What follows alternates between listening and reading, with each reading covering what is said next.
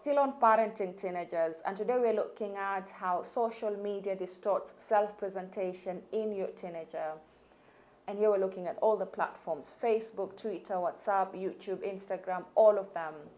Now, many parents will try to bring up this conversation to try and understand how much influence social media has on their teenagers' behavior, feelings, and thoughts.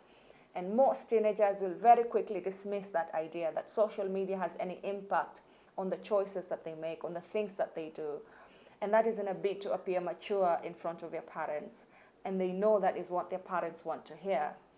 But remember, your teenager is going through a very critical and sensitive phase of self-identity. And they're trying to look for different sources of influence, sources of direction, to be able to try and, create an identity for themselves. And if they're not being provided opportunities where they can try and see who they want to be, then they're going to be looking for them for themselves. And social media is such a powerful tool that teenagers use. And here we're looking at celebrities, locally, internationally. We're looking at their friends. We're looking at the different trends that are ongoing. So you might notice a behavioral change in your teenager, maybe in the way they dress, in the way they speak, in their choice of friends. And you want to know where that is coming from. In the way they present themselves maybe to you. They might start becoming a bit disrespectful. They might start, throwing words that you find offensive. So you want to find out where they're getting this motivation, where they're getting this information.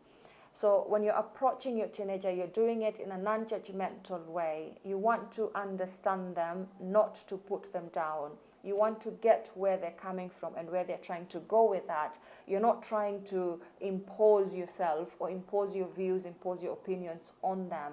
And it's very important how you delicately handle this conversation, because like I said, if you try to directly understand whether or not social media has an influence of them, they're very quickly going to brush that idea off.